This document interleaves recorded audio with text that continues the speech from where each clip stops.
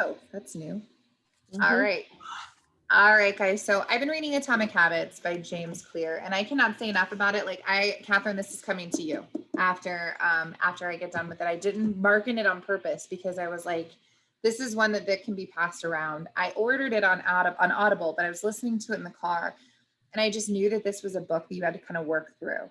And so I've been taking just pages and pages and pages of notes, and it's so good because even as a person who feels like I have a lot of it together, it teaches you about why some people might not have it all together. You know Mm. what I mean? Not that I have it all together, but you know what I mean? Like I kind of have my ducks in a row.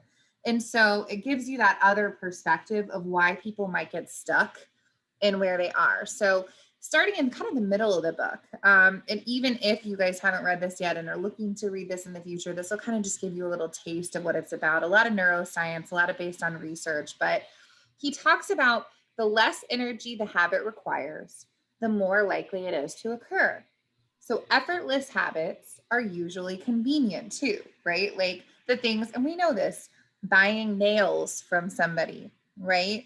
Going and looking on your phone, that's easy stuff. Like brushing our teeth. Like these are the things that are just automatic, they're mindless. We're not like, oh, I have to go brush my teeth. Like we just do it because we know how easy it is. We know it's good practice. Like we just do it. Habits are easier to build when they fit into the flow of your life. So, what he talked about was addition by subtraction. So, looking for points of friction in your habits and then subtracting that wasted effort. And what he was saying about it was creating an environment where doing the right thing is as easy as possible. So, thinking about the things that bother you. If you're like, I want to do a morning routine, but I don't want to do a morning routine because sleep, because my kids, it's crazy in the morning, because I am not myself without coffee. And like you've got all these roadblocks in the way, right? So obviously, we as coaches would just like beeline for like, you don't have to work out in the morning, work out in the evening. But if this is something that the person's really wanting to do, thinking about those things that are truly holding them back, like let's say it's their kids, right? I get that a lot. I don't know how you work with your kids around or what. I was like, well, some days it's hard, but the night before or the morning of, I wake up before them. And so I put out their breakfast. We do muffins, we do a fruit cup, we do applesauce. Like I just lay it out, right? So that when they wake up in the middle of my workout, because they're gonna, the device is charged, their toys are here, and their breakfast is ready, right? Like those are me taking that one tiny step to make it easier when the problem arises. I'm removing some of that friction. I'm not halfway through a workout frustrated because I have to pause for 15 minutes to get them settled, becoming bitter and resentful with it. Like it's just our plan. They expect me to be working out in the morning. It's become a habit, right? Over time. So, looking for that reset on some of your actual spaces can be really positive too. Like, I kind of set the stage every night. I lay out my clothes. I make sure everything's charged. Like I said, I literally put my full water bottle and my Energize next to the cup I'm going to use. Like I do all of Yep. it. That way in the morning at 5:30, I'm like, Mhm. and I just do it, right? And this can be the same for if you're working out at noon or if you're working out at 7, right? He talked about that decisive moment where you're either going to come home from work and you're going to put on your workout clothes, or you're going to come home from work and put on your sweats and go sit on the couch and binge Netflix, right? Like there's a decisive moment. And the more you're prepared for what you're about to do or what you want to do, the more likely you're going to do it, right? The easier it is. So, priming your environment is what he called it. So, making sure that you have your books or your notebooks or your checklists like in a viewable space when you're getting ready to work your business, right? Like having it all where it needs to be. I've got my checklist, I've got my notebook, I've got my reading. It's all right here in this workspace that's dedicated to it. It's visible, right? I don't have to go print my tracker because I didn't do that. Like that's something I've already done because I do it every Sunday. It's a habit. I make sure my supplements and my water are on the counter so that I can work out right away. I make sure my clothes are laid out the night before. After I put the boys to bed, I get my outfit ready and I lay it out, right? I make sure that I have some sort of tracking device, whether it's my 75 Hard app, whether it's my business tracker, something like that. That way, if I don't do it, It's still waiting for me. It's easy to do it. It's right there. I'm choosing to not utilize these things, right? So making sure that I have these things ready so that if I have to have an out, it's on me. Like it's not on anybody else. I have the tools and materials that I need. I'm choosing to not do them. Okay. You can also prime your environment with removing the convenience of bad habits. He got pretty serious about what people can do. Like some people will like literally unplug the TV and like put it in a closet after a certain amount of time so that they're not like overwatching TV. Or they'll turn their phone off silent or on silent and put it in another room. That way in the morning, they have to physically go to another space, like buying the alarm clock, right? Removing that temptation to the very first thing you do is get on your phone. He talked about the greater the friction, the less likely to have it, right? So also getting rid of the bad foods in your house. Getting rid of like I can't have ice cream in my house. I will literally eat the entire pint of Ben and Jerry's in one sitting. I feel miserable. I felt miserable after eating the ice cream today. It was delicious going down. I told mom on the way home, I was like, oh, I feel good. You know, like it was hot and I had ice cream and I just did. I think, did I call you on the way home?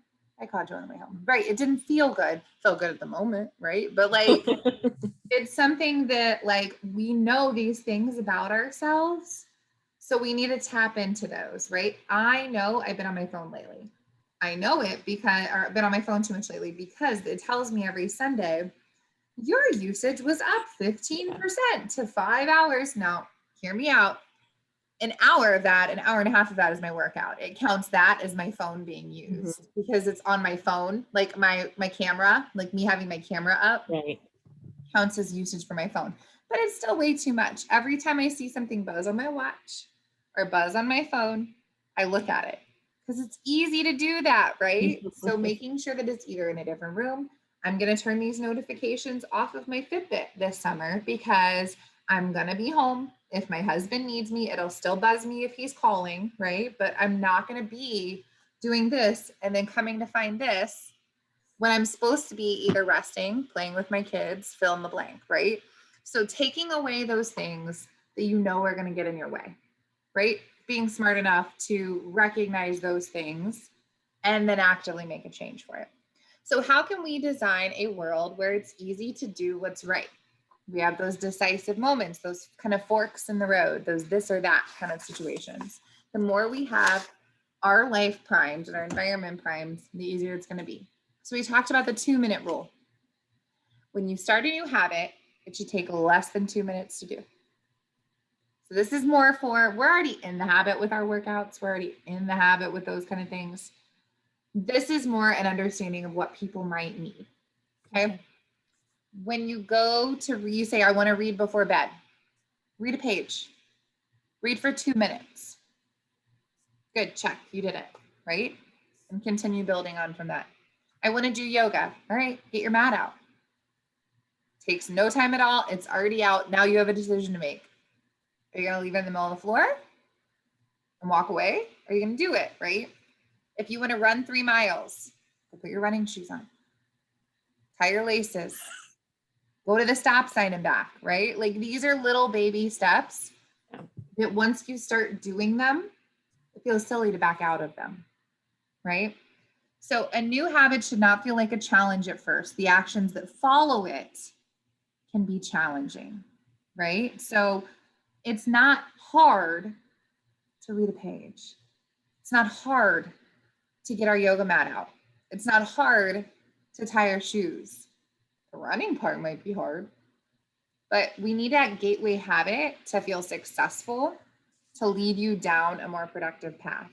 So the point is to master the habit of showing up. And I think this is where a lot of us can really relate to it in our business. Even if you print out one of these trackers or you go onto the Beachbody tracker, because it can be on our phone, and you're like, Ashley, this week, I'm going to check off a box a day. It's more than you might have done last week, right? And then you're going to say, well, maybe that first section doesn't look that bad. Maybe I can talk about my day. I can pray. I can look over my goals. I can read, right? And you focus on that.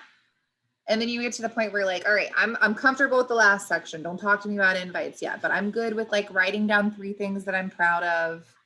I'm good with taking a minute to just like, Sorry. you're good. I'm good with saying my affirmations about myself. I'm good. And before you know it, you conquered 2/3 of the checklist, right? Like these things should happen over time, because what happens is when people go, for lack of a better word, balls to the wall, they end up backing out because it gets hard, right? Mm. They might be so motivated to be in this new Facebook group that they're a part of, or motivated because they just ordered these workouts. And then when it's not new and shiny and exciting anymore, they gas out, right? So making it easy to start with, and the rest will follow through. The secret is to always stay below the point of where it feels like work. And this kind of bothered me when I was reading it, because I thought, what does he mean by that? I feel like that's kind of like a slacker thing to say. But he continued by saying, taking the smallest action can confirm in your beliefs of yourself the type of person that you want to be. And that hit me, because how many people at all of our ages, if we're looking around and thinking about our social media, how many people are seriously screwed up with the way they talk to themselves?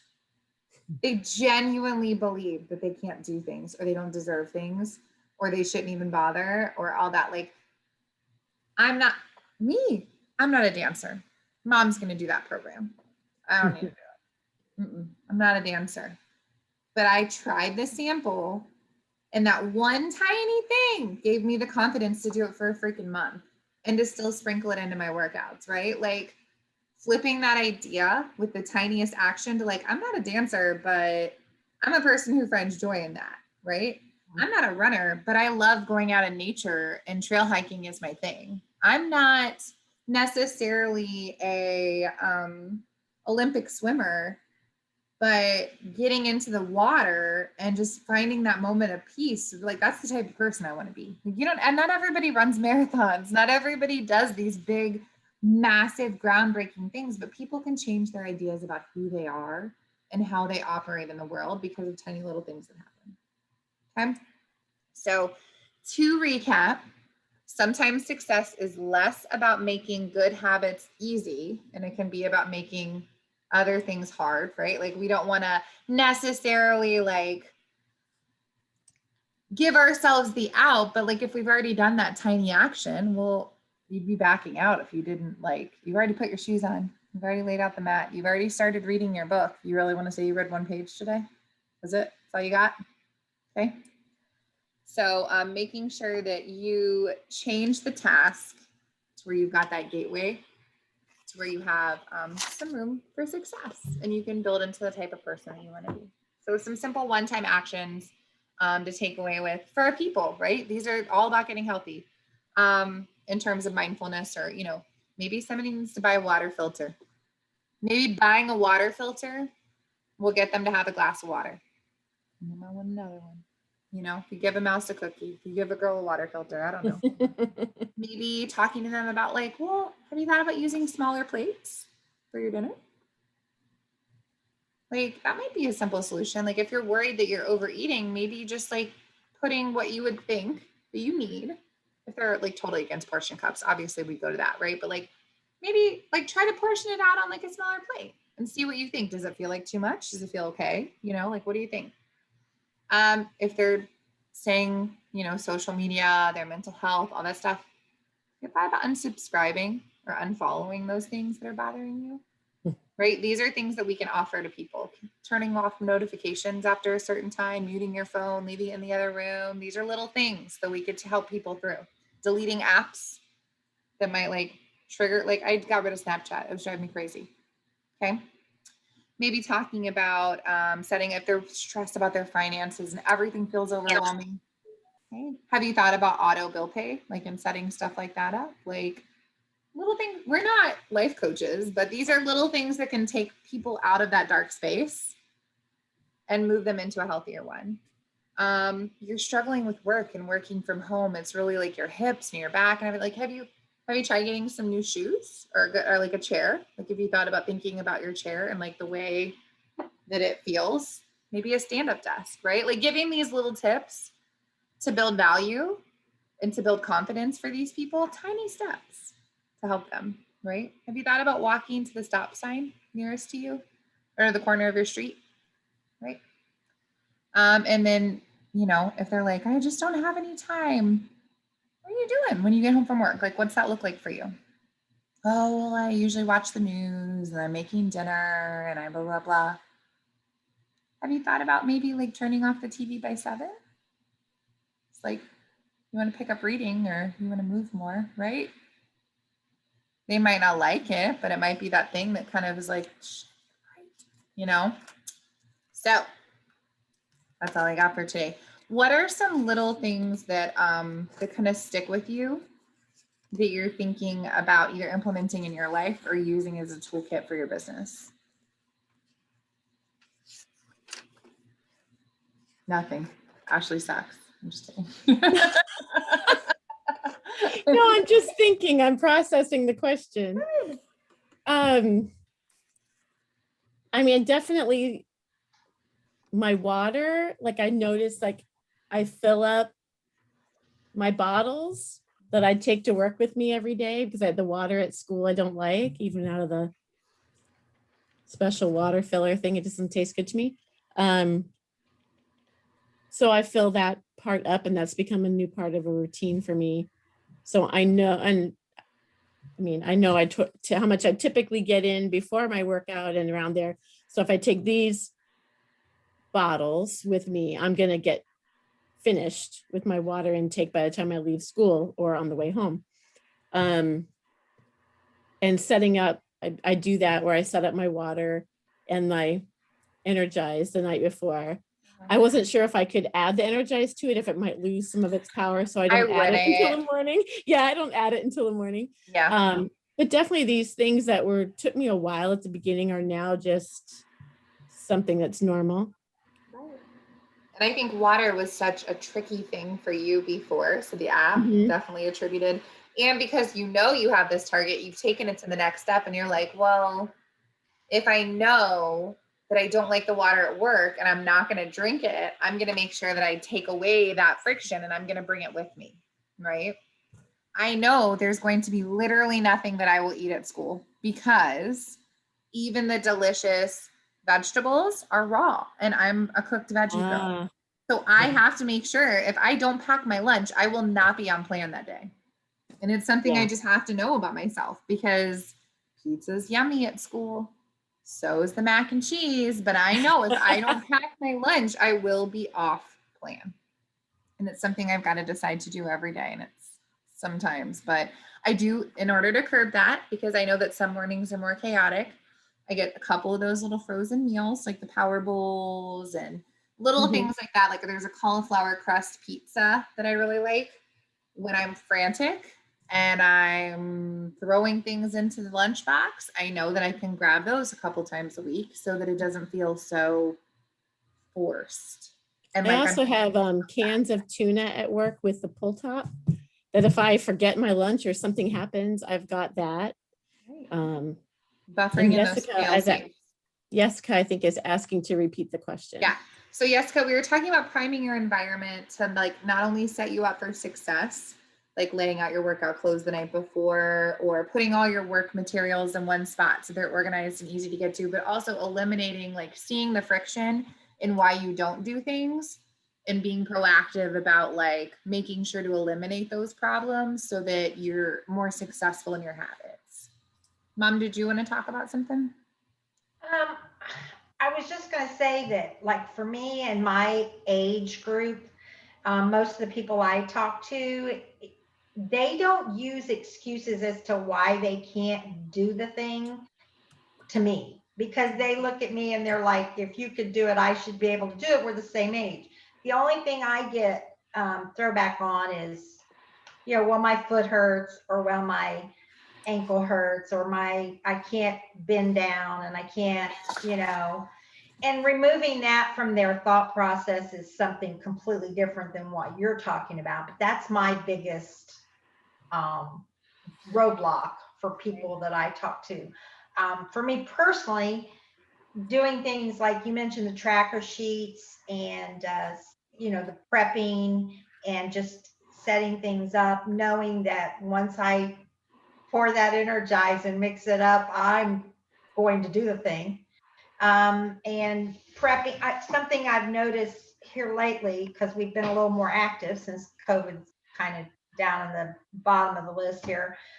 I've had to restart doing things like throwing a beach bar in my purse, throwing this or that, having some extra Energize with me in packets, or hydrate if I want to, because it's hot. Making sure I have the water with me when we go out, and just different things like that. So just getting back into those habits of taking care of myself that way.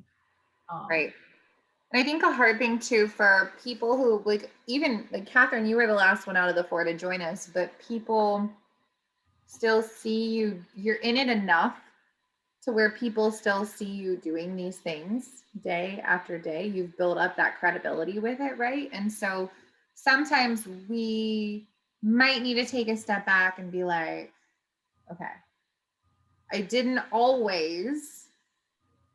So what are some things that I can pass on to people free content, right? Like in making those posts, right? Like, me out there dancing at 7:30 at night before the team call and being like, it's got to get done.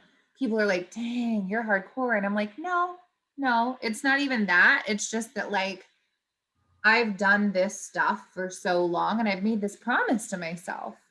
And I want to fulfill that promise, right? And I know that they're watching. People are watching me do this, right? And it's not like they would remember from day to day or whatever, but it does push me. And saying things like, I remember days after work where I wouldn't even be able to get up off the couch. I was so tired. Okay. But now, right? Yeah. Putting those moments out there to get people to think, and not to ever make them feel bad about where they're at, but to just almost like aspire to. Because if she can do it, so can I someday. Or if she can do it, maybe I can find a way to remove a piece of friction and start to do one thing. I don't know how many people have told me, like, I started tracking my food. And I'm like, that's great. Like, I started walking. Like, they're looking for that person to connect with. And they're sometimes afraid to talk to us because we're so locked in, So putting it out there and reminding them that not even just that this is not my day one kind of post, but like when I went shopping, it was never a freeing experience. I remember feeling. So now when I'm going shopping, I think about what got me here. And I think about those workouts that were like freaking sucked, and like, I think about, but like, I feel this is what it's about, or like I posted a picture of Shanti with a bunch of kids doing the shareable moment. And I was like, this families, generations of people coping in healthy ways. Like this is the stuff that we need to be sharing instead of like Shakeology, and I get guilty of it too, because I'm panicking, right? Like, because I'm like, I haven't gotten any Success Club points. But that and the passion behind it is way more attractive than somebody who's trying to give you this fix right away. Especially for people who are jaded and they're like, it's probably not going to work anyway. I've done Weight Watchers. I've done Jenny Craig. I've done all this stuff. Shakeology is just one more cult thing, So like, I was kind of wondering, I was kind of wondering about in our free group, if I shouldn't be saying that I'm having Shakeology. Like, should I just be saying I had a power shake? Like, is it okay I want you to feel confident saying it. And let me say too, we can't always just say it. Right? Like if we're going to post our Shakeology, we need to show them a salad. We need to show them tacos done a different way. We need to show them that like Brian desperately wants pizza. And I was like, I do too, but so like I'm going to make an easy pizza, from Fixate, where it's like the tortilla and the grandma sauce. And like, I'm going to do that in the next week because we both want pizza, and it'll be kind of like a Coach Ashley eats pizza and it's on plan, like just different things. Yeah. Like, I think Shakeology is great, and we need to show them that these are, because people are like, well, which do you recommend, the performance line or the Shakeology? And I'm like, I drink them both every day. Yeah. And you're like, no, but which? And I'm like, do you have nutritional gaps, or are you looking to enhance workout performance? Like they're two totally different things, so we can't be afraid of it.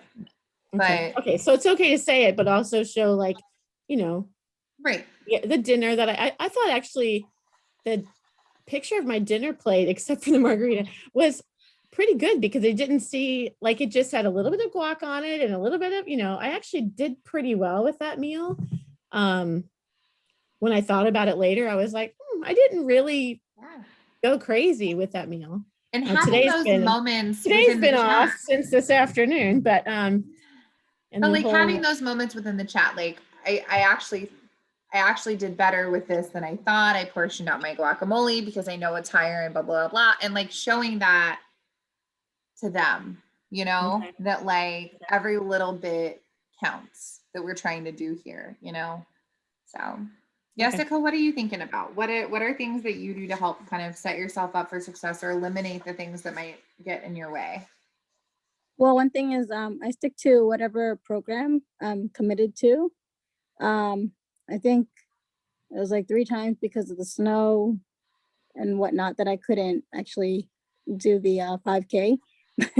But that's like one thing I do. And another thing too is just that water, making sure that like by a certain time I'm drinking it. And I think one thing that helps me, because I've learned more about the 2B mindset, is making sure that I'm drinking it before. And I feel like since I've been back in person at school, it's just been harder. I remember that. So like I'm trying to get back into I'm trying to get back into it. Getting into that routine. Because definitely when I was at home and virtual, I mean, I had a crazy schedule, but I always had my jug right there, and it would always, I would always drink it. But and then all of a sudden, it's like at school for some reason, it just makes it different. And I think it's also because like my mind is busy somewhere else that I'm not always thinking about it. But I'm getting a lot better about it and just getting back into that routine. Another thing too is also knowing what like I'm gonna eat, or like at least having some type of like, okay, this is what my meal is gonna be today. One thing that does help me out, and I've mentioned this to others, is the frozen veggies, and also having those frozen fruits for those shakes. Because every once in a while I have, your natural apple and natural banana to just throw into my shake in the morning. And I think it just helps me to know that like it takes like a couple minutes just to make the shake. And I don't know why, like before I would always feel like it was like such a hard thing to do. It's a But pain like, sometimes when you're in a hurry. yeah. Well, also too, the dishwasher makes a difference. So I started using the dishwasher because I would hand wash everything. Uh, so it just made a whole big lot of a difference. But so that those things have helped me. And also like getting back into where I was before. And then I've said this, I'm people are like, oh, other people have seen me, and they'll see my post and they're like, oh my gosh, you're doing this and you're doing that. And they know how I was before. And they also have seen me through surgery and recovery. And they also saw me after, postpartum and what I looked like. Yeah. So a couple, actually, yeah, various people have commented, wow, you've lost a lot of weight. I was like, thank you. And they're like, yeah, I can see that you're working out every day. What are you doing? And I think one thing most people comment on is the fact that some of them are, sometimes I feel like some people are looking for a quick fix. So I do explain that to them. I was like, well, what I'm doing is not a diet. It's more of a healthy living style. And because food is huge in my culture. One thing I do tell, and I said this to someone else the other day who signed up and most likely will get the 1-year renewal, is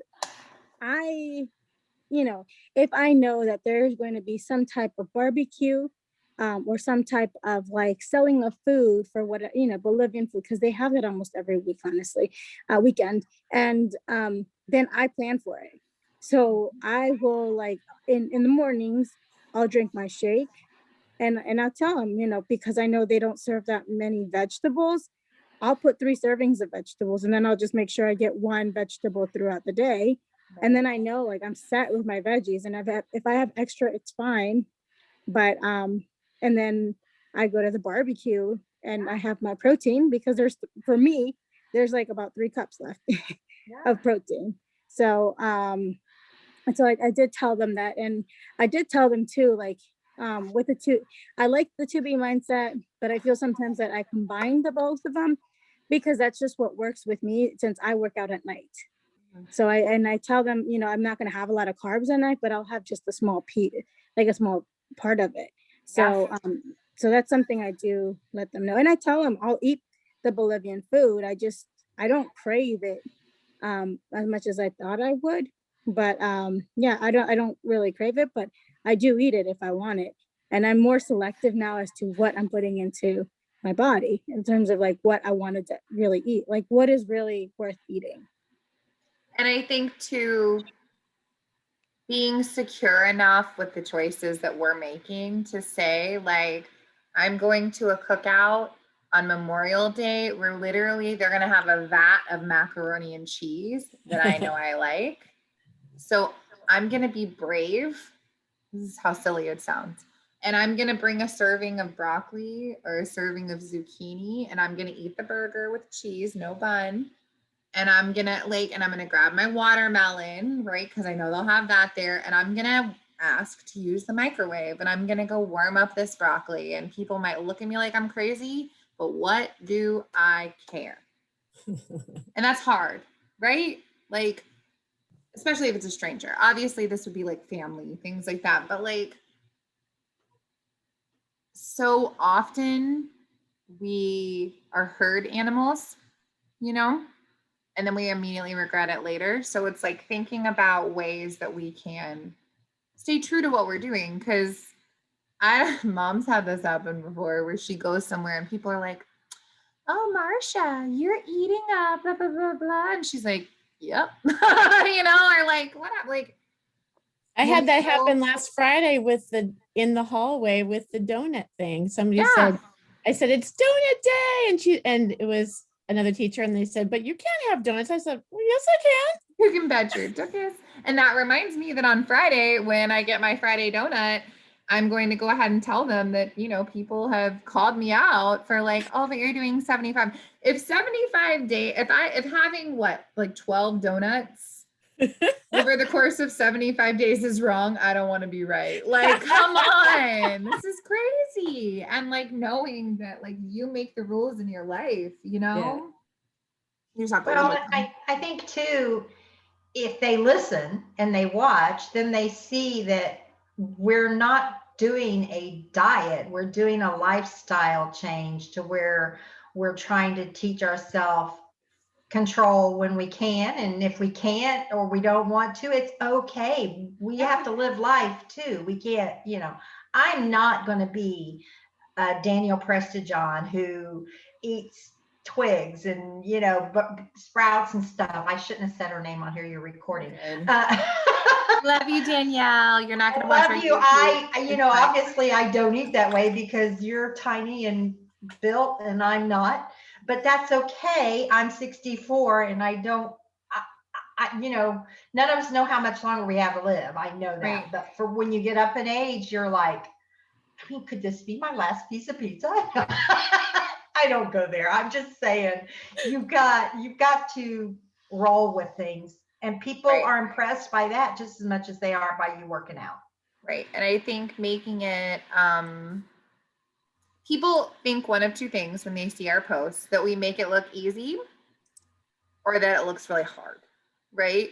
And so sprinkling in all these things that we were just talking about, right? Like it's so important, and we forget because we're like, "Oh, I'm supposed to post today. Let me post this perfect picture of me sitting there going, wanted women who are looking for blah, blah, blah, blah, blah, blah, blah." Because sometimes I post the pretty picture. I do.